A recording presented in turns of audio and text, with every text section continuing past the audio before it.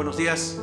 Me da gusto que me reciban ahí en sus hogares, a lo mejor con la comodidad de estar desayunando o con una buena tacita de café. Privilegios de la pandemia, ¿no es cierto? Podemos disfrutar de la predicación, con la familia, estando todos juntos, y a mí me da gusto poder llevar a ustedes la predicación de la palabra de Dios, lo que el Señor ha puesto en mi corazón. Y quiero comentarles que esta sería la última predicación de la serie que corresponde a la carta escrita a los Colosenses. Primero Dios, la próxima semana comenzaremos con algún tema nuevo o cosas que ya Dios ha puesto en mi corazón. Estoy orando por ello, pero lo que quería decir, me da gusto y espero que usted esté realmente aprovechando y creciendo en las cosas del Señor. Vamos a orar antes de iniciar con la exposición. Padre, te damos gracias por esta mañana, gracias por mis hermanos, mis hermanas, Señor, la familia, los amigos, todos los que están escuchando. Te pedimos que todos sean bendecidos.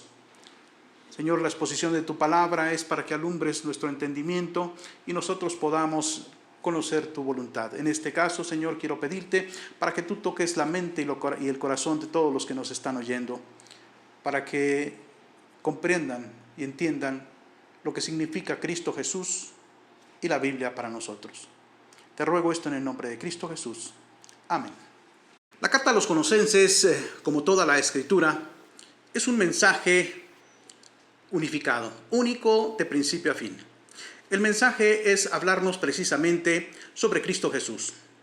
Y vimos a lo largo de la carta que realmente es como un canto de gloria para el Señor Jesucristo. Nos habla de su supremacía, de lo que Él es.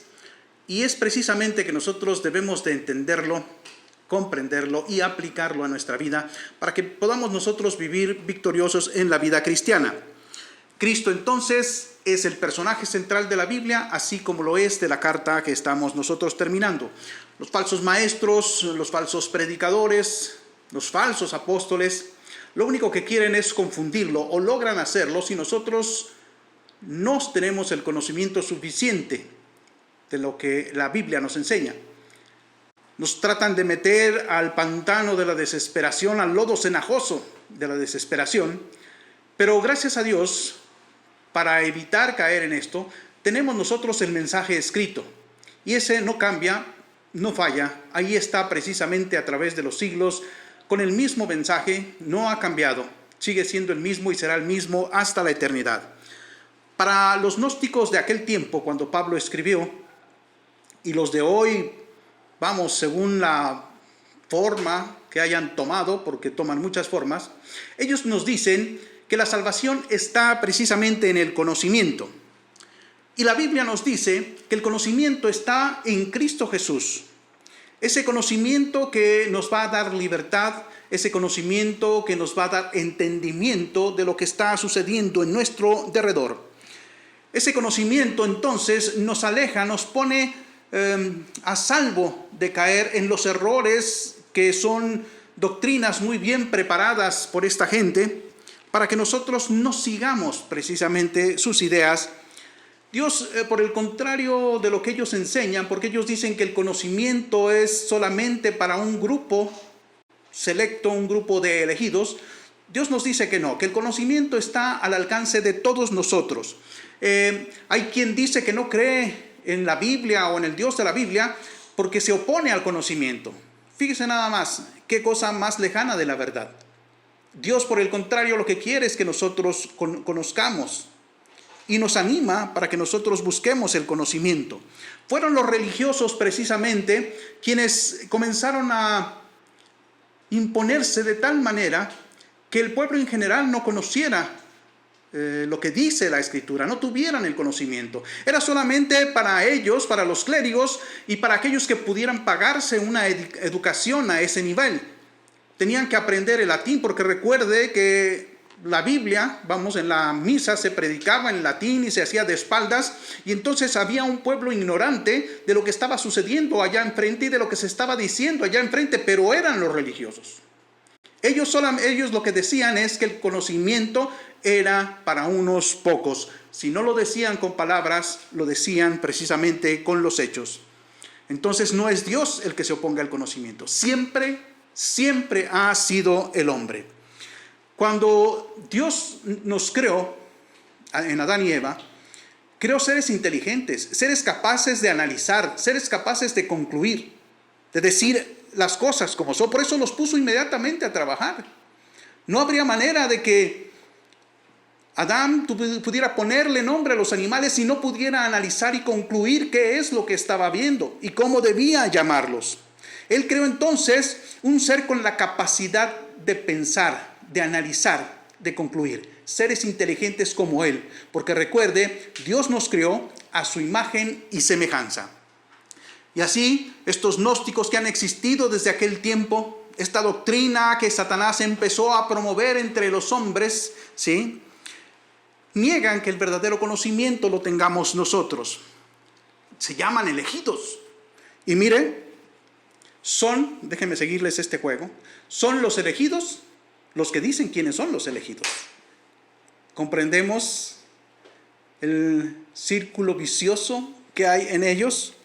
Los elegidos dicen quiénes son los elegidos. Entonces, nosotros, hermanos, por el contrario, guiados por el Espíritu Santo, guiados por la palabra de Dios, Él nos muestra que ese conocimiento está al alcance de nosotros. Es un conocimiento que abre los ojos para que nos llene de luz. Es un conocimiento que abre nuestro entendimiento para que nosotros encontremos la razón y el propósito que Dios tiene en esta vida.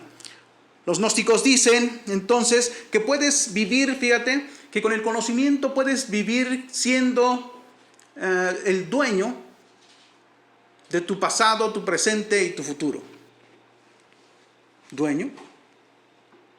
Si ni siquiera sabemos qué va a pasar un minuto después de que yo diga esto. ¿Cómo es que ellos se sienten dueños de lo que acontece? Por el contrario, la Escritura nos dice que nosotros dependemos de Dios.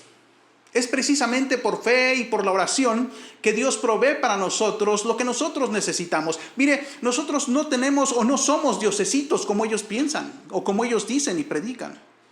Diosesitos que pertenecen a un Dios muy grande que es todo, que creó todo, que lo abarca todo, pero que es indiferente con el ser humano, porque no sabe ni se percata de lo que pasa en este mundo. No es un Dios personal. Y por el contrario, la Biblia nos enseña que Cristo Jesús es un Dios interesado. Es Dios, no un Dios. Es Dios interesado personalmente en cada uno de nosotros. Él nos pide que nosotros oremos. Está interesado en suplir nuestras necesidades, en ayudarnos, en apoyarnos, en alentarnos. Este Dios que todo lo creó, este Dios que todo lo abarca en el sentido de que es infinito, no que está en todas las cosas, sino que este Dios tan grande se fija en nosotros que somos tan pequeñitos para ayudarnos, para bendecirnos. Y es precisamente gracias a Cristo Jesús, que vive desde el siglo y hasta el siglo, así como dice la Escritura, Él nos garantiza nuestra salvación. Nos garantiza que vamos a pasar con Él la eternidad. No hay, escúcheme bien, no hay doctrina sobre la tierra que supere la doctrina cristiana. Y por eso mismo es atacada por el diablo, la carne y el mundo. No hay doctrina sobre la tierra que sobrepase o que pase la doctrina cristiana. Espero que nosotros veamos esa maravilla al leer la palabra de Dios. Precisamente porque la Biblia es lo que es. Mire, está prohibida en varios países. Por ejemplo, Afganistán, Arabia Saudita, Corea del Norte, Irán y otros tantos países en los que está prohibida la Biblia. Y otros más en los que persiguen y matan a nuestros hermanos cristianos. Y en donde no está prohibida la Biblia y no están persiguiendo a los cristianos, de todos modos, de una u otra manera, tratan de desprestigiar a la Biblia. Tanto los de derecha como los de izquierda, eso no importa. Pero el mundo está tratando de desprestigiar la Biblia. Nos dicen que la Biblia, a final de cuentas, es un libro viejo, atrasado en lo que dice. Nos dicen que es solamente para aquellas personas de mente pequeñita. Y uno se pregunta, ¿por qué tanta intensidad en aparentar o hacer aparecer que la Biblia no sirve, que la Biblia solo estorba, que no ayuda en la común unión de la humanidad? Por eso se le trata de anular y de desprestigiar, por una razón. Porque es la palabra de Dios, porque verdaderamente es la palabra de Dios. Hoy, con la bendición de Dios, quiero señalarles algunos puntos para que usted vea la razón por lo cual la Biblia nos llama a acercarnos a Cristo Jesús y a la Biblia. A Cristo Jesús y a la Biblia, porque los dos son uno. Dios y la Escritura son uno solo. No podemos hablar de uno y otro separándolos. Por eso es tan importante esto que acabo de mencionarle. Por eso es importante seguir a Cristo y seguir lo que dice la Biblia, confiar en lo que dice la Biblia. Mire, ahí en la primera carta a Timoteo, en el capítulo 2, en el verso 4, dice así. Dice, el cual, se refiere a Dios, quiere que todos los hombres sean salvos y vengan al conocimiento de la verdad. Aquí en este verso encontramos dos cosas muy importantes que quiere Dios en relación con la humanidad. Número uno, Él quiere que nosotros vengamos a la salvación en Cristo Jesús. No una salvación en una religión, en una filosofía o en una persona sobre la tierra, sino en Cristo Jesús, que fue la propiciación por nuestros pecados. Él vino a salvarnos. Él es el único que puede darnos salvación. Y número dos, Él quiere que una vez que hayamos venido a Cristo Jesús, una vez que somos salvos, entonces vengamos a conocer la verdad, a conocer lo que dice la Escritura, porque la Escritura es la palabra de Dios. ¿Cómo sabríamos de dónde venimos, a dónde vamos, si no es por la Escritura? Mire, las filosofías en el mundo, lo único que nos hablan y nos dicen es hacernos preguntas, pero preguntas en las cuales nunca se encuentra la respuesta. La Biblia, por el contrario, nos enseña la respuesta de una manera contundente. Dicen ellos, ¡ay, qué sencillo! Bueno, la verdad no tiene que ser complicada, simple y sencillamente tiene que ser la verdad. Imagínese que vivamos nuestra vida analizando pregunta tras pregunta y después de esas preguntas otras preguntas sin llegar a una conclusión. ¡Qué absurdo! ¿No llegar a una respuesta? Dios tiene la respuesta. Precisamente por eso la Escritura.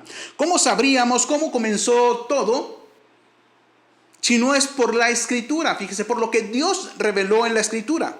Él nos dice cómo fueron todas las cosas desde el principio y cómo llegarán las cosas a su final según, vamos a decir, como nosotros lo conocemos. O sea, porque en la Biblia no hay un final en la que todo se acabó y ya nada más sigue. No. Continúan las cosas hacia la eternidad. Lo que va a suceder es que este mundo, según nosotros lo conocemos, esto sí va a cambiar. Esto sí va a ser diferente. Porque Dios va a hacer una nueva creación, que es lo que nosotros estamos esperando. Eso lo dice la Escritura. ¿Cómo sabríamos nosotros que todo tiene un propósito si no es porque lo vemos revelado en la Escritura? Si no es porque ahí precisamente Dios nos dice la razón de nuestra vida, de nuestra existencia, por qué estamos pasando como humanidad lo que hemos pasado a lo largo de los siglos. Él muestra su propósito porque quiere que nosotros tomemos una decisión correcta. No una decisión basada en la filosofía del mundo. Ellos, por ejemplo, los filósofos científicos nos dicen que la historia de la humanidad no tiene un principio y un final de forma lineal o recta. Ellos nos dicen que todo ha sucedido a lo largo de la historia, en un punto o en otro, por cosas del azar. Fíjese, la palabra azar, que ni siquiera tiene nada que ver con la con lo científico, pero ellos dicen que se ha dado así una cosa y otra. Total, no hay una historia lineal, pero la Biblia nos muestra todo lo contrario. Nos habla de un principio y nos habla de un final. Génesis nos dice cómo comenzó todo. De hecho, usted recuerda, Génesis significa el principio, y entonces llega la Escritura hasta el Apocalipsis. Y mire, no estoy inventando las cosas, que usted puede ver la historia de la humanidad ahí, que suceden cosas alrededor de todos los acontecimientos que Dios nos narra. Sí, sí existen. Pero esto no quiere decir que no hay un principio y una finalidad, un fin, una razón para que todo llegue a un punto. Por eso en la Biblia nosotros tenemos como principio el Génesis y como fin de la Escritura el Apocalipsis, en donde Dios dice que ya nada más se debe de añadir. ¿Cómo sabríamos por qué pasamos lo que pasamos si no es que Dios nos lo dice en la Escritura, hermanos? Mira, precisamente porque la Escritura es tan certera, porque la Escritura es tan precisa, se le ataca tanto. La gente sin Dios no puede aceptar que la Biblia prediga con tanta exactitud las cosas. Por eso tanta insistencia en desacreditarla. Recuerda, es porque esa es la palabra de Dios. Verdaderamente la palabra de Dios, sin errores. No hay nada que diga la Escritura que haya fallado. Por el contrario, nuestra fe, al menos la mía, aumenta cuando yo veo las cosas que predijo Dios y cómo sucedieron literalmente. Literalmente. Por eso no dudo que lo que falta por cumplirse, que es el regreso del Señor Jesucristo, se cumplirá también literalmente. No estamos alegorizando, no estamos inventando cosas en nuestro corazón o nuestra imaginación, sino que eso es lo que dice la palabra de Dios. Ahí también está entonces lo que Dios nos dice con respecto a la decisión que debemos de tomar en nuestra vida, mientras vivamos, con respecto a Cristo Jesús y su sacrificio, su muerte expiatoria.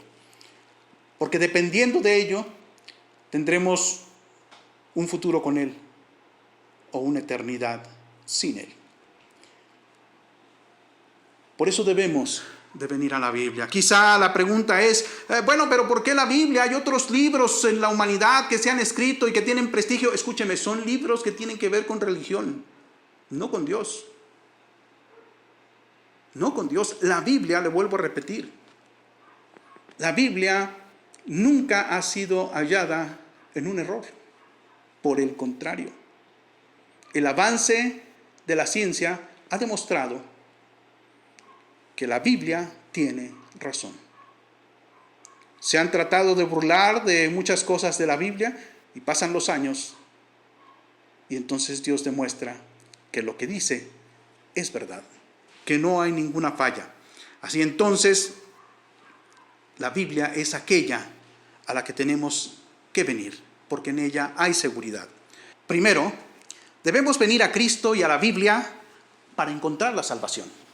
Voy a llevarlo a algunos versos de la Escritura. Primero, vamos a ir a Juan, Evangelio de San Juan, capítulo 5, versos 39 y 40, pero lo voy a leer en la Nueva Versión Internacional. Me gusta lo que expresa y cómo lo expresa.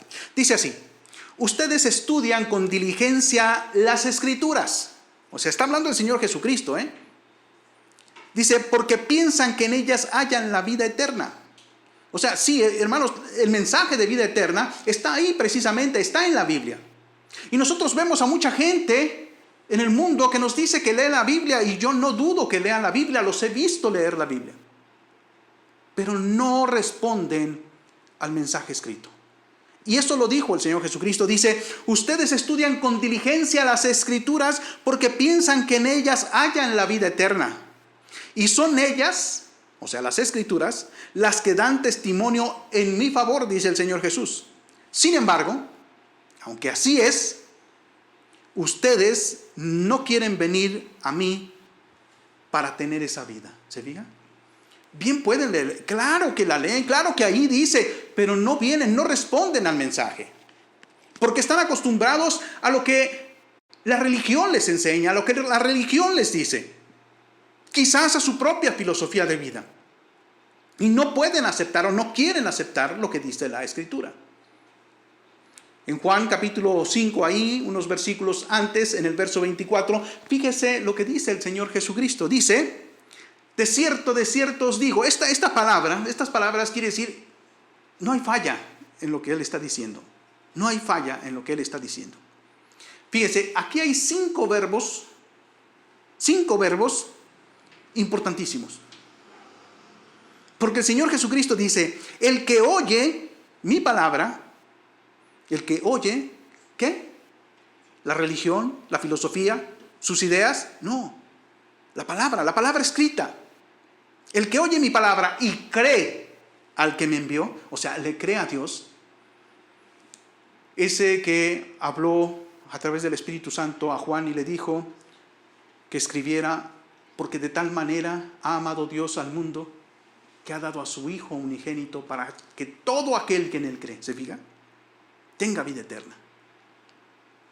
Pues por eso el Señor Jesucristo dice, y cree al que me envió, tiene vida eterna y no vendrá. En el futuro, cuando quizás nosotros muramos, no está diciéndonos que vamos a pasar por un juicio, fíjese, y no vendrá condenación. No hay condenación para quien ha oído y creído. Y no vendrá condenación por una sencilla razón. Ahí no lo dice. Porque ha pasado de la muerte a la vida. ¿Cómo condenar a alguien que está vivo para Dios? Vivo espiritualmente para Dios. ¿Ve usted lo que es la importancia de la palabra? La importancia de Cristo y la Biblia. Juntos son una sola cosa. No podemos separarlos. Punto número 2. Debemos venir a Cristo y a la Biblia para encontrar dirección. En el Evangelio de Juan, también en el capítulo 6, se nos narra acerca de que mucha gente seguía al Señor Jesucristo. Mucha gente seguía al Señor Jesucristo. Pero un día, el Señor Jesucristo hizo unas declaraciones que no le gustaron a la gente, a esa gente que lo seguía, a esa gente que fue alimentada milagrosamente. No les gustó cuando les habló de ciertas cosas en relación con Él. Ahí en el capítulo 6 le decía, del verso 66 al 69, dice así. Como no les gustó, dice, desde entonces muchos de sus discípulos volvieron atrás y ya no andaban con Él. A mucha gente no le gusta lo que el Señor Jesucristo dice. Prefieren hacerse un Cristo idealizado, un Cristo conforme a su imagen y semejanza. Cada quien. Pero la palabra de Dios no está para que nosotros aceptemos ciertas cosas o rechacemos otras. Esa es la palabra de Dios. Escúcheme, yo lo he puesto en estos términos. Dios es el dueño del estadio, es el dueño de la cancha, es el dueño de las porterías, es el dueño de la pelota. Él dice cómo se juegan en su cancha. No podemos separar cosas, quitar cosas de la Biblia y decir esto sí y esto no. Entonces dice, y ya no andaban con Él. Dijo entonces Jesús a los 12, fíjese, era una multitud enorme y se quedaron solamente 12. Y el Señor les pregunta, ¿queréis acaso iros también vosotros? ¿Ustedes también los ofendí con mis palabras? ¿Me van a dejar por eso? Pero Simón Pedro, tomando la voz de los 12, le dijo, Señor, ¿a quién iremos? ¿A dónde vamos a ir? Tú tienes palabras de vida eterna. ¿Se fija? O sea, Pedro lo que le estaba diciendo, hemos encontrado en ti la dirección que nosotros necesitábamos. Antes éramos religiosos. Hoy te podemos seguir, porque dice ahí, porque nosotros hemos creído y conocemos que tú eres el Cristo, el Hijo del Dios viviente. ¿A dónde podemos ir que encontremos mejor dirección? ¿Quién nos podrá aconsejar mejor que el Dios vivo y verdadero que está interesado en nosotros para que nos vaya bien? Hay mucha gente que está sin dirección. Y es triste que entre los cristianos también haya gente que no sepa qué hacer, qué decisiones tomar, qué rumbo tomar. Y es precisamente porque desconocemos quién es el Señor Jesús. Desconocemos lo que dice la palabra de Dios porque nosotros queremos hacer las cosas a nuestra manera y no a la manera de Dios. Punto número 3. Debemos venir a Cristo y a la Biblia para encontrar descanso.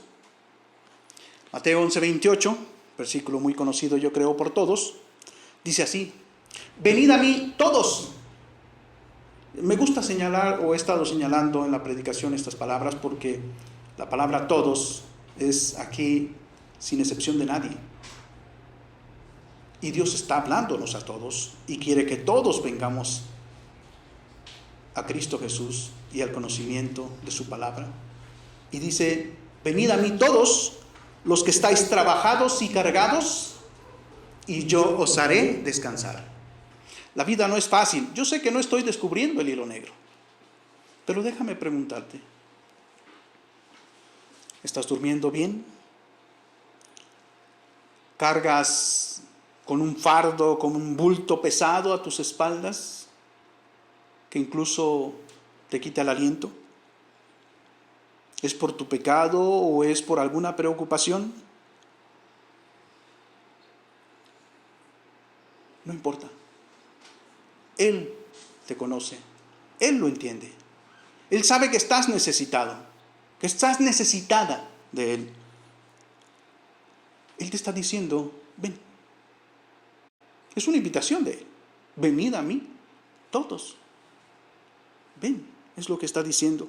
¿Cómo estás? Hay gente que se quiere acercar a Cristo Jesús hasta que de alguna manera se ha perfeccionado, se ha limpiado, ha quitado algunas de sus malas costumbres. Pero eso no es lo que está pidiendo. El Dios precisamente de la Biblia no te quiere que te perfecciones para que vengas a Él. Quiere que vengas así como estás. Eso es lo que nos enseña. ¿Por qué? Él no te odia. Él te ama. ¿Qué mayor prueba que la cruz en el Calvario? Pero si vienes, ha de ser por tu propia voluntad, porque tú quieres rendirte a Él y reconocerlo a Él como tu Señor y tu Salvador. Punto número 4. Debemos venir a Cristo y a la Biblia para vivir eternamente con Dios. Dios nos creó, fíjese, desde el principio nos creó para vivir en la eternidad. No nos creó para que muriéramos pronto. Es el pecado el que nos ha llevado a morir físicamente y es el pecado el que nos lleva a morir espiritualmente. Pero no fuimos creados para morir. Mira, la misma física clásica apoya esta declaración que yo te estoy diciendo. Pero será una eternidad con Él o una eternidad sin Él, lejos de Él. Mira este mundo. ¿Piensas que este mundo es el infierno? Estás equivocado. Estás equivocado. El infierno supera el sistema de cosas que pasan aquí.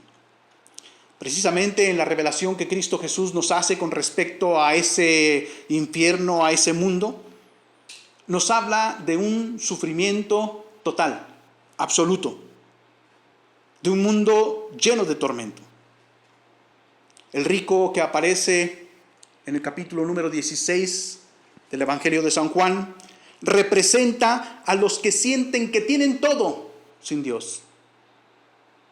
Y este hombre, cuando está ahí, está siendo atormentado, solo en su corazón, en su voluntad hay una cosa. Le dice a Abraham: manda a Lázaro para que vaya y hable con mis hermanos, para que cambien su manera de vivir, para que no vengan a este lugar, porque es un lugar de tormento.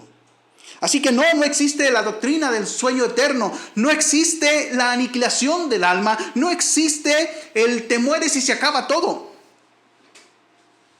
Hay una vida después de esto, hay una eternidad después de esto.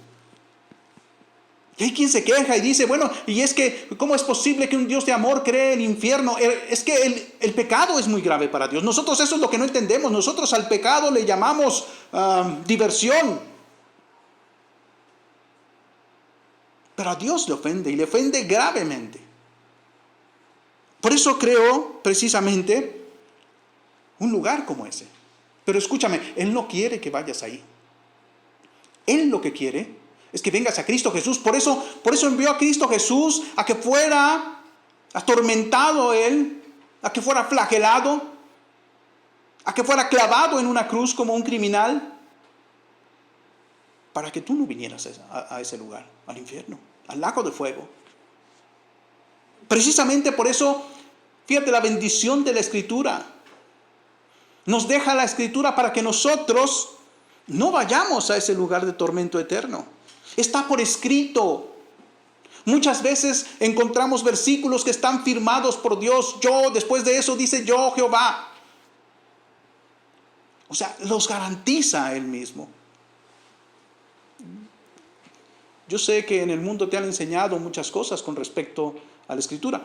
Decíamos al principio, lo que quieren es desprestigiarla, desvirtuarla. Pero escúchame, si hay un libro sobre este planeta, el cual tenga la garantía de que se escribió en aquel tiempo, lo que hoy tienes tú en tu Biblia, es precisamente la Biblia. Hay más de 6,000 manuscritos en griego. Más de 6,000 y se están descubriendo más. Es una garantía. No encuentro yo otro libro sobre la tierra que tenga tanto apoyo para decirnos, y es Dios diciéndonos, esto es verdad y está garantizado. No son cosas inventadas a través de los años. Más de 6,000 manuscritos en griego, y escúchame, más de 10,000 en latín. ¿No es apabullante la garantía que nos da la Escritura? Y no nada más eso. Dicen los estudiosos que se podría reconstruir la Escritura con todos los versículos y estudios antiguos. Os estoy hablando de los padres de la iglesia, de la generación que viene inmediatamente después a los apóstoles. Y luego también la de los apologistas. O sea, hay tantos versículos en los escritos que se podría reconstruir la Biblia. ¿Te fijas? ¿De dónde hay otro libro sobre la tierra que tenga ese respaldo? No lo hay. Por eso hay que venir al conocimiento de la palabra de Dios. Tal vez haya alguien que todavía insista en la pregunta de, entonces, ¿las religiones no sirven para nada? Sí. Sí existen para adormecer a la gente, para callar su conciencia, para apartarlos de la Biblia. Para eso sirven las religiones. Espero no te ofendas con lo que estás oyendo, porque no es mi intención ofenderte. Y espero no darme entonces a malentender. Pero mira, todas las religiones del mundo, no las conozco todas, pero todas las religiones del mundo deben ser muy bonitas, porque tienen seguidores, muchos seguidores. Porque toda la parafernalia, todas las fiestas, todas las celebraciones, velas, son bonitas, las puedes ver por televisión o en el cine o en revistas, no sé. Pero son muy bonitas, son muy llamativas. Tienden tanto a lo que nosotros somos, que claro que nos tiran de nosotros. Y pensamos que eso es la realidad, que esa es la verdad. Y no, quiero que sepas, esa no es la voluntad de Dios. Esa no es palabra de Dios. Todas esas ceremonias, esas cosas religiosas no son la palabra de Dios. Mira, Cristo no dijo, busquen una religión y vivan fielmente en ella. No dijo Cristo eso. Porque a veces pensamos que porque nosotros somos fieles a nuestra religión, a nuestra manera de pensar, ya la hicimos, estamos bien delante de Dios. Pues no. Cristo Jesús no dijo, vamos a hacer una nueva religión. Cristo Jesús no dijo, la religión de los judíos es la correcta, hagámonos judíos.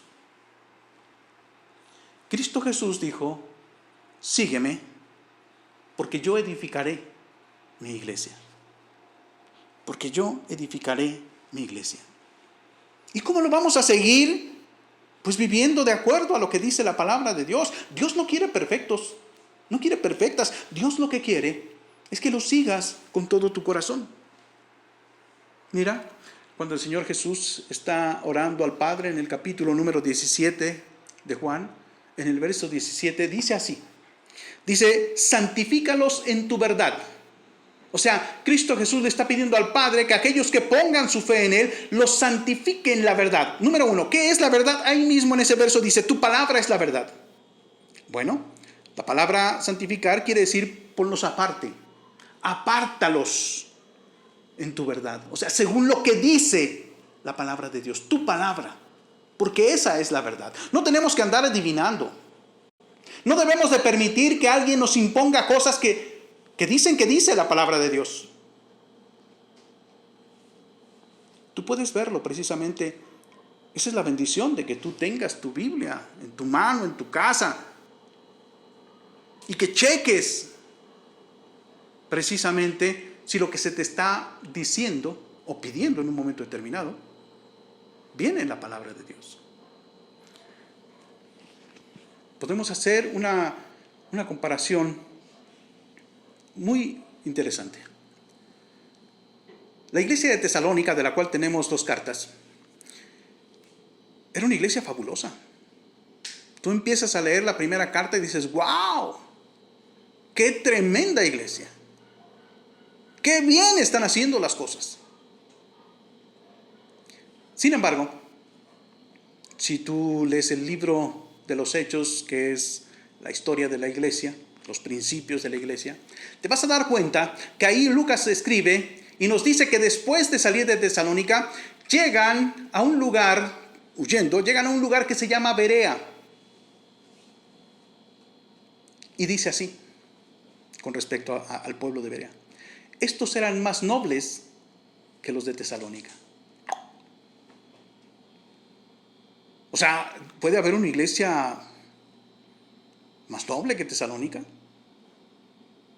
¿Y sabes la razón por la cual el Espíritu Santo guía a Lucas para poner esas palabras? Porque oían predicar a Pablo, y luego iban y checaban en el rollo, allá en la sinagoga. Buscaban las citas que había usado Pablo, las lecturas que había usado Pablo, a ver si eran así, como Pablo los había dicho. ¿Te fijas? Dios ve nobleza en el corazón de aquellos que usan su palabra para averiguar si les están diciendo verdades o mentiras. Por eso la dejó. Por eso es tan importante ir a Cristo e ir a la Biblia. No puedes ir a Cristo sin ir a la Biblia.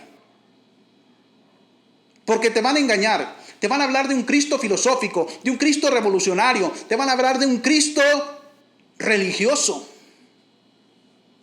Pero no del Cristo de la Escritura. Por eso, Dios y la Biblia son la misma cosa. Dios y la Escritura. ¿Podemos nosotros vivir sin equivocarnos en cuanto a cómo seguir a Cristo Jesús? Claro que sí. Claro que sí. Ya dijimos de una manera, déjame decírtelo de otra. En Primera de Corintios, en la primera carta escrita a los Corintios por Pablo, en el capítulo 2, verso 16, dice así. Porque ¿quién conoció la mente del Señor? ¿Quién le instruirá? Mas nosotros, o sea, los creyentes, tenemos la mente de Cristo, dice ahí. Y no se refiere, escúcheme, a ningún misticismo así de que la mente de Cristo se nos sembró, ¿verdad? Penetró nuestra mente y ahí está. Y entonces ya no necesitamos nada más que pensar a ver qué dice. No. Nosotros, dice la Escritura, tenemos la mente de Cristo. Y se refiere, aquí está la mente de Cristo. Aquí está lo que Cristo piensa. Aquí está lo que Cristo quiere decir. Aquí. Esta es la mente de Cristo. Y la tienes si tú la tienes en tus manos. Y la tienes si tú la tienes en casa. Pero no como un amuleto, sino algo que usas para checar si lo que se te está enseñando es verdad o es mentira. No, las religiones no salvan. Por muy bonitas que sean, por ceremonias más apasionantes que tengan, llamativas, hasta jalan turistas extranjeros. Pues no, las religiones no salvan. La palabra religión viene del latín religare, no del griego. La Biblia fue escrito en arameo, en griego y en hebreo. La palabra entonces religión no existe prácticamente en la Biblia. Hay alguna palabra que se traduce como religión en 4 ocasiones, al menos en la Reina Valera. Pero la traducción más correcta es culto o servicio, pero no religión. Entonces, religar significa lo que nos suena en español, religar. Esto quiere decir, sí, que es la acción de los hombres la que trata de religar aquella relación que se perdió con Adán y Eva. El hombre ha tratado de religarla con Dios. Entonces, ha sido siempre bajo sus conceptos, no los de Dios, bajo sus condiciones, no las de Dios, bajo sus formas, no las de Dios. Ese es el problema. Que lo han hecho pensando que está bien cuando ellos se imaginan que está bien. Si así fuera, pues Dios no se habría tomado la molestia de enviar a Cristo a morir para salvarnos, no se habría tomado la molestia de que hubiera una escritura que garantizara lo que Él está diciendo.